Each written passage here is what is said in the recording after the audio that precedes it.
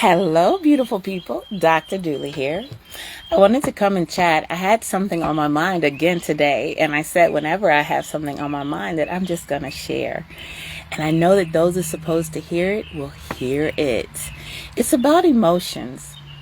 I think that sometimes, now of course I can always mention the babies. I can talk about children and emotions and things like that. I think as we regulate our own and learn how to deal with our own, we're better able to deal with our children.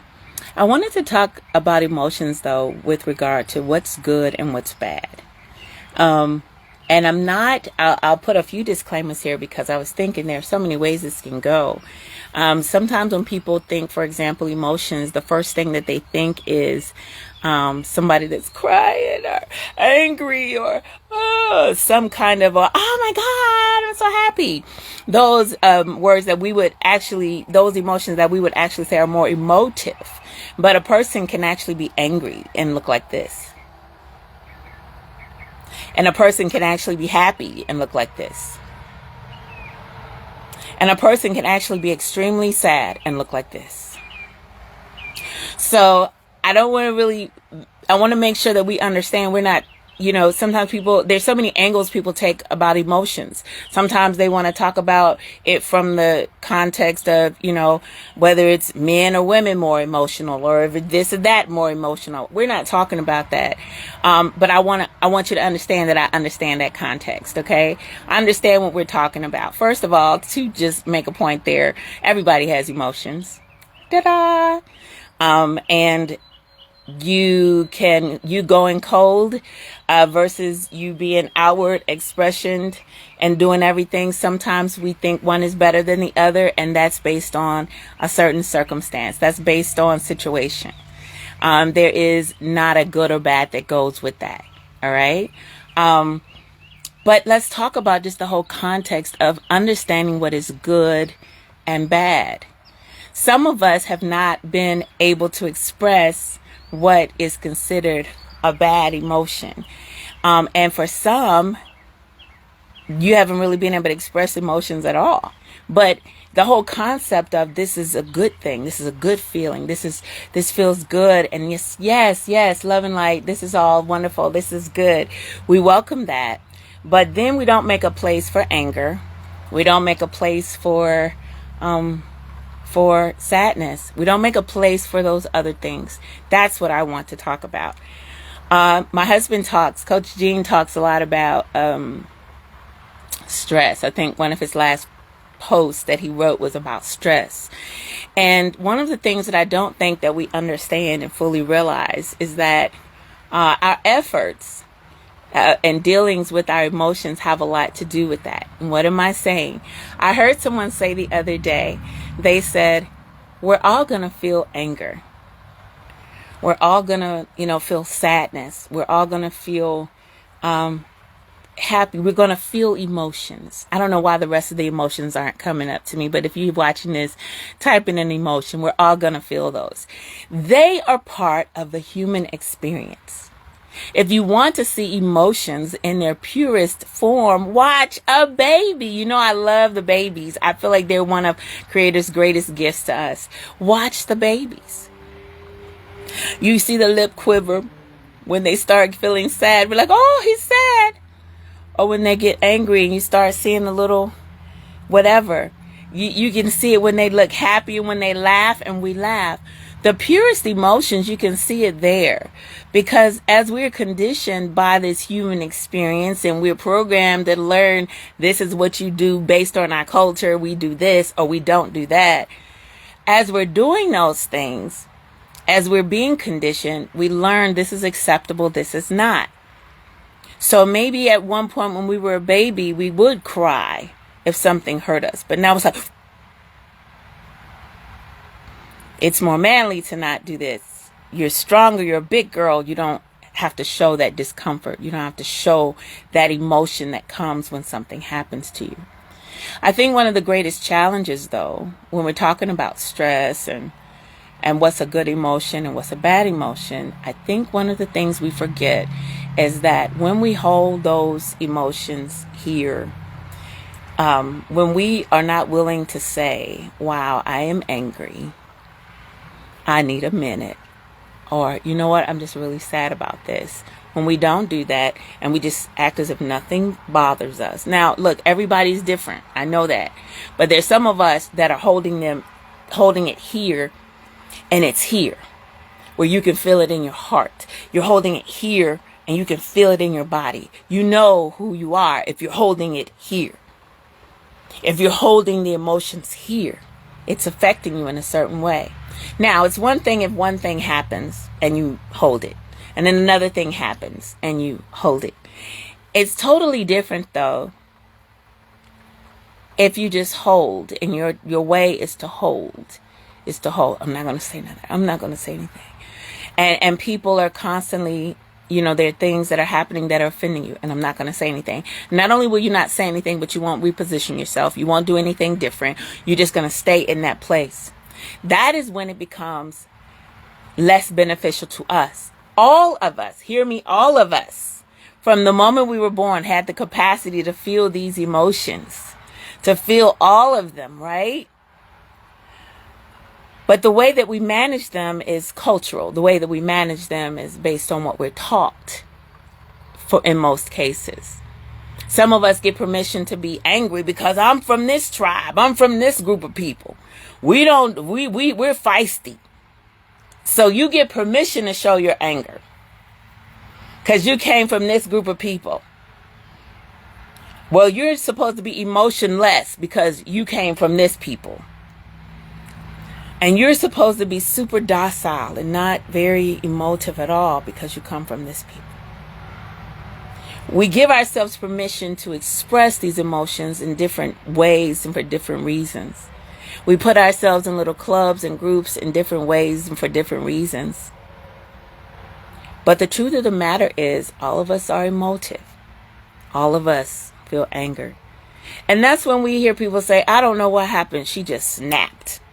It just was so unlike her. Well, a lot of times when we hold this stuff in and we don't find a way to release in a way that's not hurting other people or hurting ourselves, it does end up causing us to explode. It's just the pressure. It's just the pressure that keeps building and keeps building. I remember a passage. I used to think for many years that it was wrong to be angry. And I would use that scripture that says, anger lies in the bosom of a fool. And I was like, so I can't be angry. And I would try. I mean, it was just like, okay. And I used to, when I would get angry, I used to hyperventilate. And literally what happened energetically, what was happening is because I wouldn't speak and say what I needed to say, that my throat would feel like it was closing up. And I just couldn't breathe.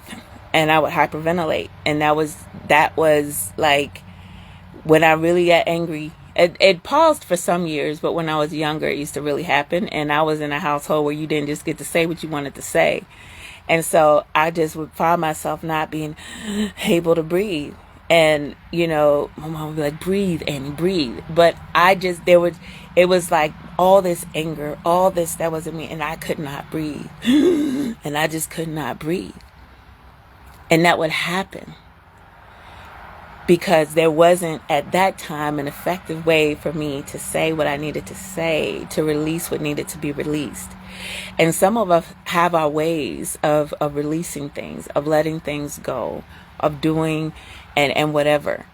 Some of us don't ever want anyone to know we're sad. We see it as weakness. That's a vulnerability. If anyone knows that hurt me, then that means I become vulnerable. I can't let them see me sweat. I can't let them see me get off. And I'm team that too. So I'm not saying that that's the bad thing, but we all have emotions.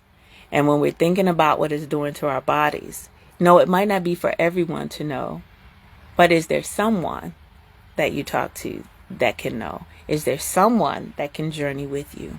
Is there anyone that can journey with you so that you can actually release this thing? Hi, Teresa.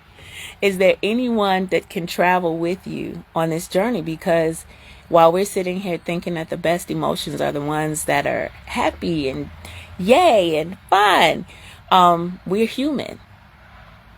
And the goal is not to say I don't get angry. The goal is to say I know how to process that.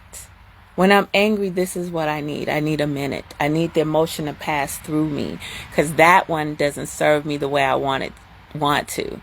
You know, some people slash tires, break windows, and, you know, if that's what you do when you're angry, then you need to find another, then you need to find another outlet. But no one is saying that your anger is not legitimate. Like when we are hurt by things, that's a legitimate thing.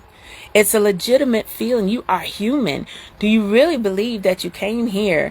And I mean, I used to always say, and depending on what church I was in, people would say different things. I was like, but didn't Jesus get angry and turn over the tables in the temple? Didn't Jesus get angry? Is it wrong? No, it's and people had their rationales or whatever. Everybody's going to feel something. We feel sad when certain things happen. The challenge comes when we allow ourselves to stay in that place. I'll say one more thing. So one day I'm resting. It's a hot day. I don't know. I think I'm old enough now to have my personal summers, and I'm like, okay, I'm relaxing. And I just wasn't in the best of moods, you know, because sometimes we'll hold on to moods. And I had held on to a bad mood all day. I just was holding it, and I don't know why. But I wouldn't let it go. We call it like getting up on the wrong side of the bed. I don't know what it was. It doesn't serve us, so we really shouldn't. We should seek to not hold on to that. But this is part of that holding on to stuff, holding on. So I held on to that bad attitude. I just wanted to lay and be in peace by myself. And I was doing just fine until my husband was like, hey, babe, hey, beautiful, can you share the bed? Because I was like starfished. I was like, I just don't want nobody to say nothing to me. I just want to be alone. And he came with his hot Reiki body and just messed up everything. And now I'm not like this. Now I got to be all considerate. And I got mad and I got up. The next thing I know, me carrying all that whatever energy, somehow I got attacked by a wasp. This is like literally me walking from one place to another. I go out the door. I get attacked by a wasp. The next thing I know, I'm trying to enter another door. And this all happens within like 10 minutes. And my glasses, I don't know how I open the door. The door hits my glasses, bends my glasses, like contorts them. It's never happened to me before. And after that happened, I was just like, wait, what's happening here? What's going on? I don't know what it is. And Spirit immediately said, honey, you are carrying this energy that is attracting all of this foolishness to you. And I was like, okay, but I just wanted to be left alone, and I just wanted to be whatever.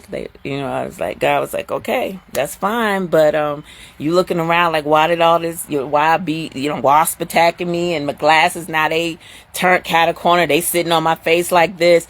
Like, what is it?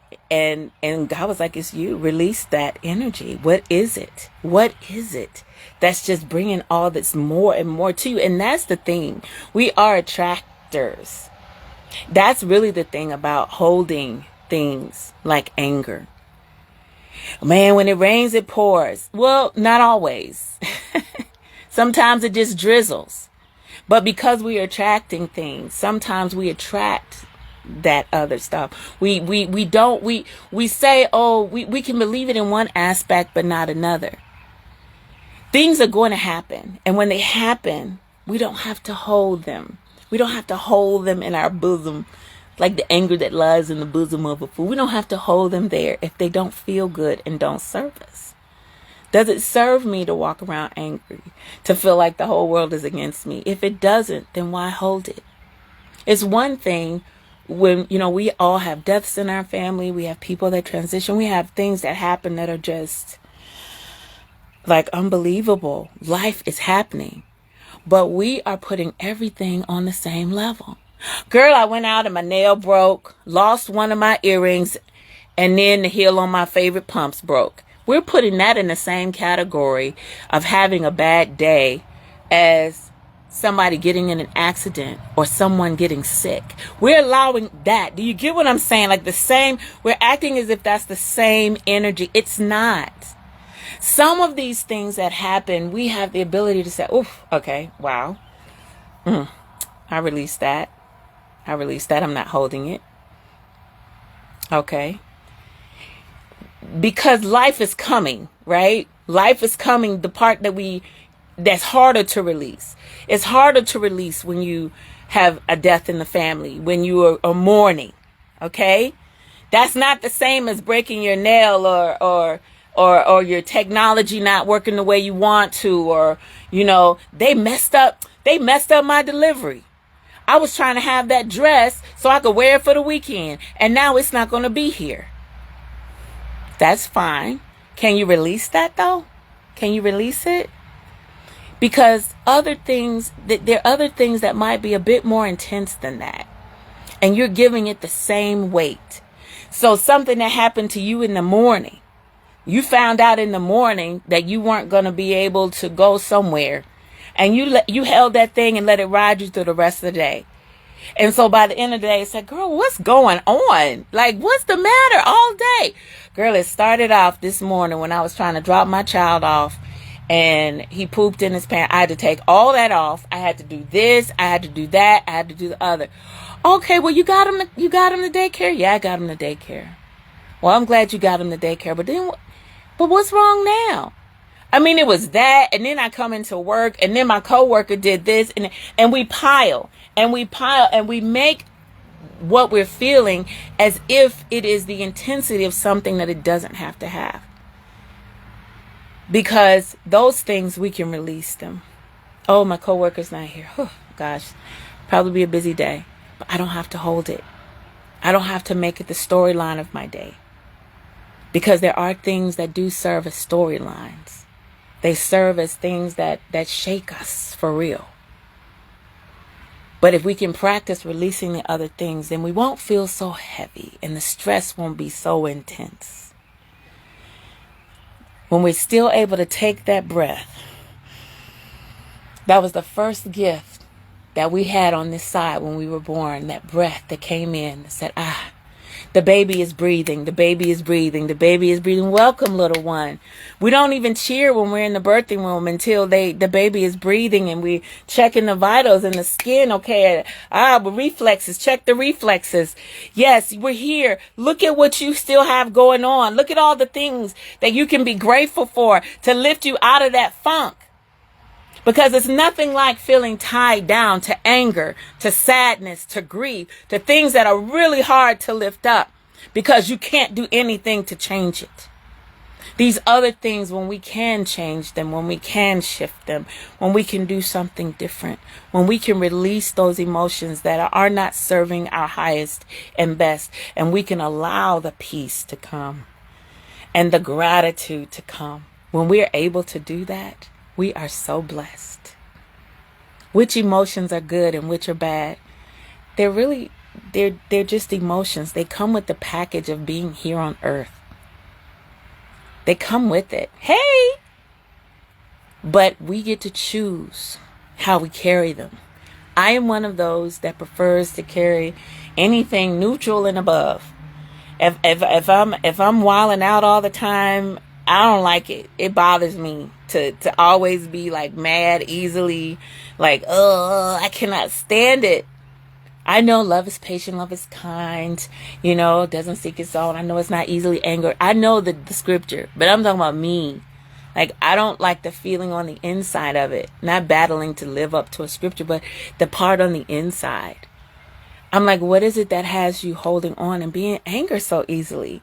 It's because I'm holding on to these insignificant things, and I don't have to. When I release the stuff that doesn't have to bother me, that don't have to bother me. What they say, like water off a duck's back. Don't make me get started. Got oil on the duck's feathers. The feathers make the water run off. You got your oil on you. Do you have your oil on you? Are you full of gratitude? Are you